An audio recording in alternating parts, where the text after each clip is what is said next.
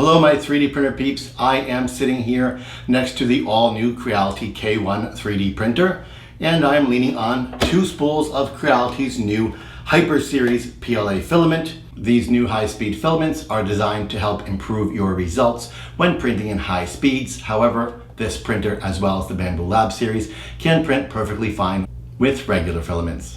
This is what the box looks like. The Creality K1 has had some shipping issues where the front glass panel has shattered, and I do wish Creality would go ahead and put more obvious stickers, such as this one, on the sides of the box. However, there is one very obvious bright red sticker that very clearly says fragile, so there is no excuse for our carriers to play football with our printers. Let's find out how they pack the K1. Here is a foam-lined piece of cardboard. Here is the top cover of the K1. Inside there are two pieces of foam. We can take those out and toss them aside. Another piece of foam, we can take that out and toss it aside. I don't see any bubble wrap or any other foam, just those two pieces. Underneath we have a bag, and underneath that bag we have the printer itself. I do not feel any other foam on the back of the box. I feel foam on the front. I'm guessing that's where the front panel is. Let's hope ours is okay. Let's hope yours is okay. Go ahead and put your box on the floor. Grab the bag from two sides and lift. Placing your printer on the table. This leaves us with our printer in a bag and our cover in a bag. And we'll take the bag off the printer. Fold the bag down, lift the printer up, push the bag aside. This leaves us with our very first question. Is the glass broken? No, it absolutely is not. The first thing you're going to do is remove the tape from the front door, and the plastic coating may or may not come with it. You can remove that too. Reach inside the printer and gently work this giant piece of foam off. Do note that it does in fact have the cable chain over it, so you need to kind of come at an angle to get it out. This is a very nice, very strong, form-fitting piece of foam. So far I'm very pleased with the packing. Don't toss it aside. Look under this panel right here to expose your power cable and this little baggie of parts. Set that aside, toss this aside. Reaching into your printer, you will see there is another box. Pull that out, put it aside, and you are going to grab these two bars right here and slowly and gently push the hot end forward. When you've done that, you will free up this piece of foam protecting the hot end's rear side. Nudge the front door open and gently grab and lift this piece of foam, pull it back at an angle, straighten it out, and take it out the front. That piece of foam consisted of some cardboard support and form-fitting foam. Very firm, very nice. Good job, Creality.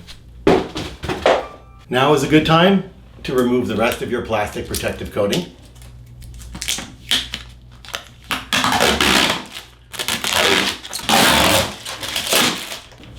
There will be one on each side, and there will be one right here on the bottom under your screen. The first thing you'll notice is the K1 is actually very nice looking. This is a very large step forward for Creality and those used to previous machines in the CR and Ender series. Now we are going to visit the box of parts that was inside the printer. The parts are housed in a block of foam nestled inside the cardboard sleeve. Creality has some of the most effective accessory packing in all of the 3D printers I have owned. Creality doesn't always get the credit they deserve, and the K1 here appears to be another example of that exceptional packing. Inside this compartment, you'll find the screen, a secondary box of parts, a very nice little sample roll of white PLA filament. If you look at the label, you will notice this is the high-speed Hyper PLA. Kudos to you for supplying this Creality, as well as supplying it in a shrink-wrapped bag. The final components in the box are 4 little rubber feet,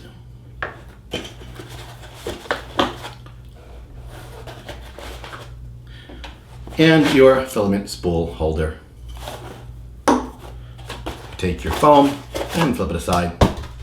This brings us back to the little cardboard box. Flip it open and you will find a nozzle declogger, a 16 gigabyte USB memory stick, a little strip of something, some tools, a fancy glue stick, a very nice quality wrench, kudos to you Creality, a plastic scraper, some metal grease, and saving the best for last, the very reason any of us buy a 3D printer, a shiny new pair of snippers. Don't forget, among all these parts was also your power cord, and with the power cord was this mystery little bag. I can't help but wonder why it was not packed with the original accessory kit. I wonder if maybe something was changed last minute and they relocated this pack with the power cord because it was the easiest place to add it.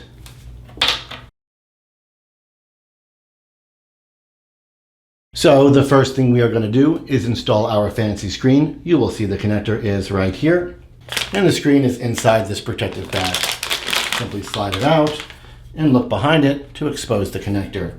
And you can tell which side is up by reading the text on the label.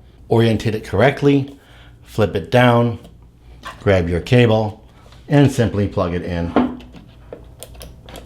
You will hear a gentle snap. You will notice two clips right here and two holes right there. Simply line them up above the two holes where the two holes are fatter and push it down.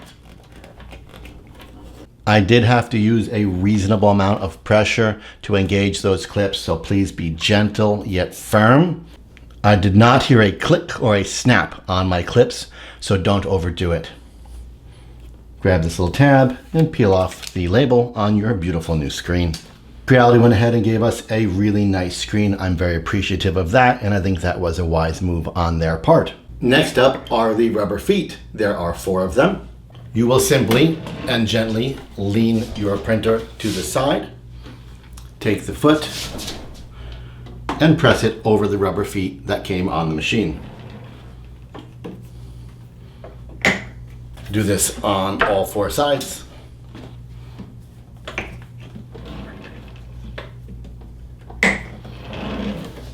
And your K1 now has feet. For those of you wondering how I was holding the printer, I simply grabbed it right here, above the metal bar and below the plastic bevel, just right there, and simply leaned it back. One thing worth noting, these rubber feet are not glued or snapped into place, and they can easily be removed and replaced. Keep that in mind when moving your printer. All right, now it's time to open up your bag of tricks. Please be careful, other than tools, there is also 1 blue clip and 2 small screws in that bag. We are going to pop open this glass door and look for this bag right here. Inside that bag is the handle for your door and the hardware to install it. You are going to take this part, these little rubber gaskets, and push them into the holes like that. 1 in the top, 1 in the bottom. When you're done, it will look like this, and it will face forward this way. With the door open, we are going to take that metal piece, place it over the holes with the fin facing forward, and insert the 2 little plastic rings as I just showed you, 1 on top. This can be tedious and frustrating. Take your time and you will get it right. It will look like this. You will then take the knob, place it over the outside of the door, and put the 2 screws through the plastic rings into the knob. To do this, use the Allen key that came with your printer. And to get it started, put the key into the screw. Use your finger to hold the little plastic clip from spinning and start the screw into that plastic clip. Take your time, only worry about 1 at a time. Don't worry if the bottom piece keeps falling out, we'll just do that next. Keep in mind, we are tapping this handle, it is not threaded, so be gentle and work that screw in, applying a little pressure on both sides to help that screw tap its own thread into the handle.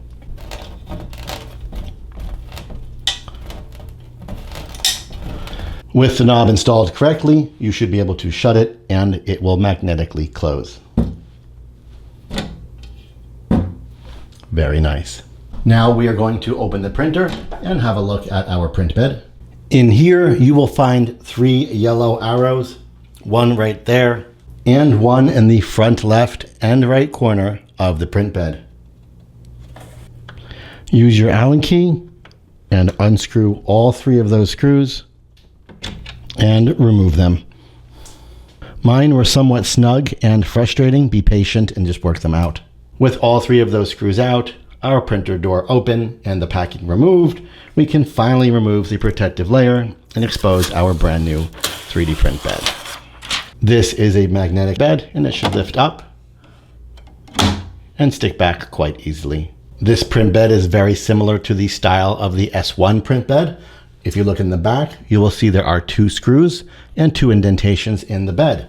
When removing the print bed, you will replace it by lining up the notches on the print bed with those 2 screws so you know it's orientated properly, and then simply snap it back down into place on the magnetic bed. Here is a closer look at one of those screws. You will see the screw right there. There is the alignment notch. Simply take the notch, line it up with the screw, and place the print bed down. Okay, now it's time to close the door. Now that we've come this far, with all that done, swing the printer around, have a look at the back, and spot yourself this hole right there. That hole is for the filament spool holder. You will simply take the side with the notches, place it into the hole, gently turn until it slips in, and then grab it and twist clockwise until it stops. There it is, your filament spool holder. Now is a good time to spin your printer around, open the cover, and put it on top. Inside the cover, you will find the manual individually packaged. You'll also find the cover is in a bag and then individually wrapped. Did I mention Creality is excellent at packing their products? Once you're done unwrapping your beautiful cover and getting fingerprints all over it, you'll notice there is an opening. Place that opening in the back right side over the cable chain. The cover is magnetic, so it will snap into place nicely. We are now approaching that terrifying time to turn on the printer. The first thing we're going to do is look on the side and peek into this hole for the proper power setting for your printer. I am in USA. I will slide the switch towards the front of the machine to 115. Using my cell phone and the flashlight, I can see it is in fact set to 230. So I will simply slide a tool in there and push it right. You'll now see it says 115. Okay, you are now going to plug this in and turn it on. Before you plug it in, do look at the red power switch and make sure it's set to 0. 0 is off, 1 is on. So set it to 0 to avoid having it turn on while you're plugging it in. Flip the power switch. Go ahead and choose your language. It defaulted to English. I will choose next. It will remind you to remove the 3 screws at the yellow arrows. We have done that. Okay. It's asking you to keep the space on and above the print bed clear of any objects. Okay. And we are going to set up our wireless network. The first thing I notice is this touchscreen is very sensitive. It does not feel like one of those cheap, laggy, like low budget Android type touchscreens. It's very responsive. I will type in my Wi-Fi password.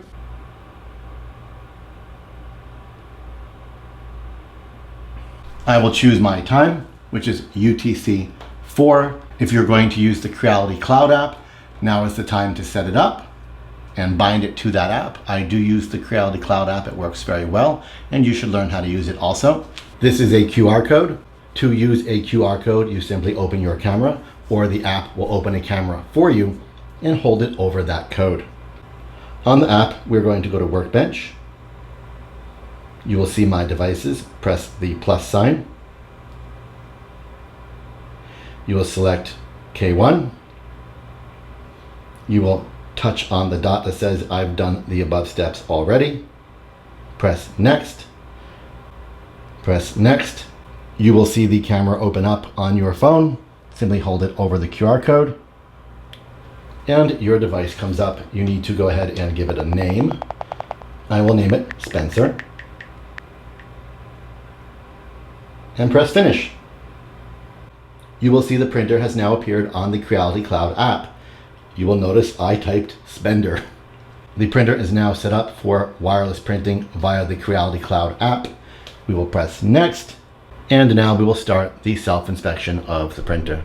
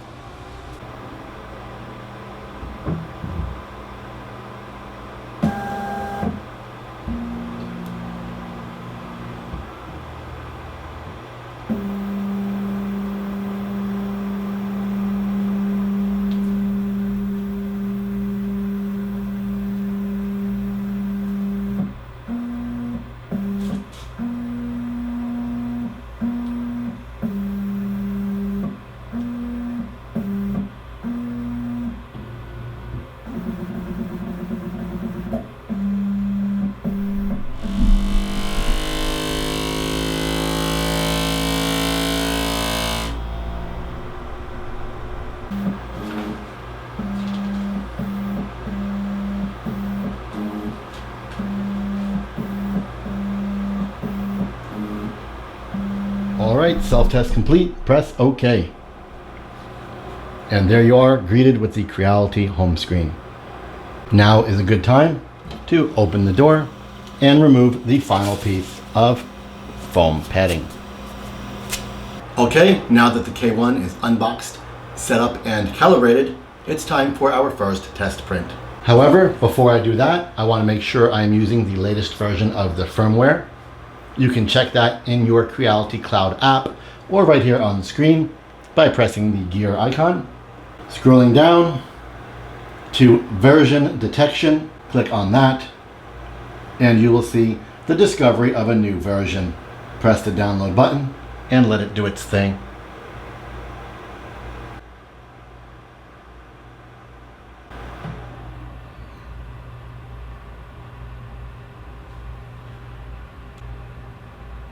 With the newest version of the firmware successfully installed, you'll notice the machine has rebooted itself. And it is time for our first self-test. Our first test will be from the provided memory card with the provided G-code models inside, face up, right here in front of the machine. You will notice the screen acknowledged the inserted memory card. Before we start our print, we are going to look at our new print bed by pressing Move and then Home, pressing 30 millimeters and lower Z. Pressing lower Z has lowered the print bed 30 millimeters. I'll do it a second time. Now we can open the door and have access to our print bed. We can go ahead and press it one more time. Because I don't trust the condition of this bed straight from the factory, it could have oils or residue from the manufacturing and testing process on it, I'm going to clean the print bed before using it. I'm going to do that with Scott's Blue Shop Towels and 99% IPA inside a simple spray bottle. I will provide an Amazon link to this bottle and this towel in the description. I am simply going to spray the bed with alcohol, take the blue shop cloth, and wipe it down. IPA is very quick evaporating. As you can see, it's like I never sprayed it. However, any oils or residue that were on the print bed are no longer on the print bed. If you look closely at the back of the bed, it does say, please apply glue before print. Our first print is going to be a Benchy. It's a small print right in center of the bed. So I will lower the bed another 30 millimeters and use the yellow glue stick they provided. And I'm simply going to do a light coat roughly where I expect the footprint of the Benchy to be. I'm not using pressure, I'm just simply wiping it over that spot. Because the print bed is warm, It gently melts the glue stick and makes it easier to apply a very light surface. One final step is to install the filament. We will do that now. So you'll pull the filament out. You'll see the filament is locked into a notch. Simply pry that off the notch and pull it through, being careful not to let the filament recoil, creating loops and snags and knots. Take the filament, turn it this way, and place it face up onto the spool holder. Because of the method they used to attach the filament to the spool, you'll see it's all beat up. Simply take your clipper and snip it off. People talk about cutting at angles and whatnot. I find all that to be a bunch of hooey. Just snip it.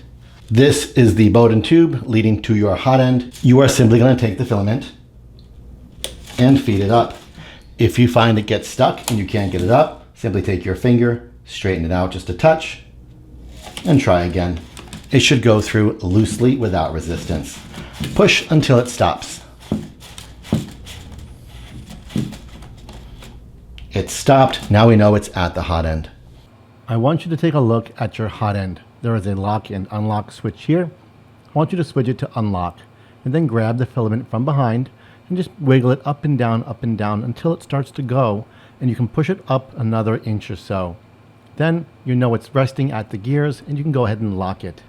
If you try to extrude and it doesn't work, unlock it again, give it another wiggle up and down until you can feel it kind of break free and push forward a bit more, then stop again. When you feel it stop again, go ahead and lock it again. With the filament manually loaded to the hot end, you will press the move button and you will press the extrude retract button and you will press extrude. When the nozzle reaches temperature, which is 240 degrees, the hot end will prime itself. Basically what I mean is it will engage the gears in the hot end and pull the filament down through, pushing it out the nozzle so it's ready for printing.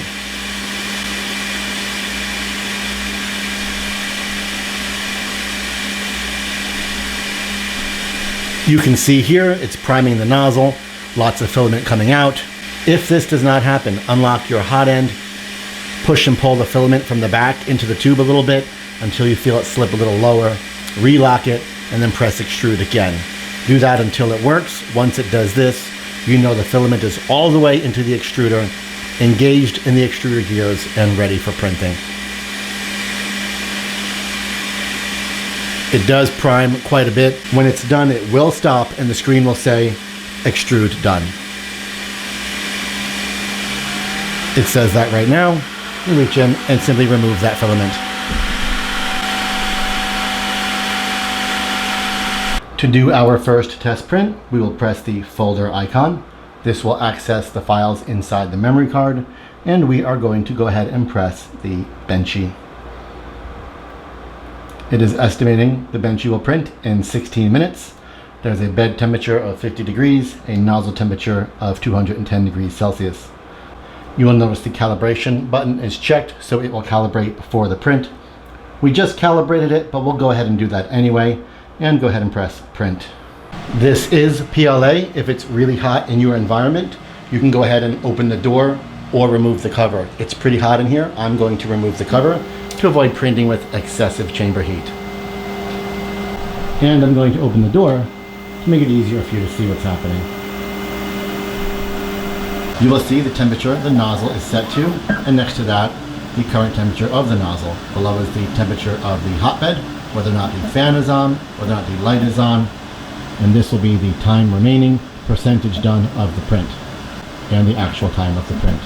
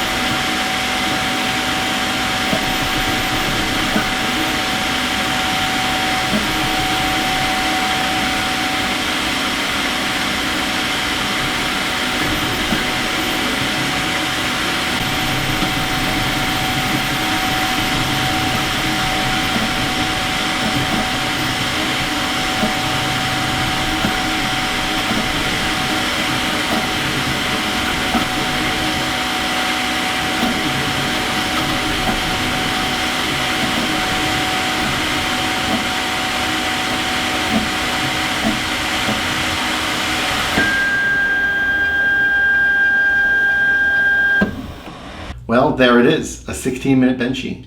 I'm not a big fan of the Benchy in general, and I'm not a big fan of pre-sliced G-code files, even from the manufacturer. However, this print went really well. I see no sign of issue with the printer at all, and I look forward to working with it using my own models and my own slicing. My experience with this printer so far has gone very smoothly. The setup was very clear and straightforward. Everything went as it was supposed to, and my first test print was an epic success. I am cautiously optimistic that Creality has a winner with the K1 and the K1 Max, and I am very hopeful that this printer can grow to become a worthy addition to anybody's 3D printer workshop. When working with this printer, you can use their new Hyper PLA. This is a special high-speed PLA designed to give you better results using faster printers such as the K1, the K1 Max, as well as Bamboo Lab printers. However, you can also use regular PLA filaments as well.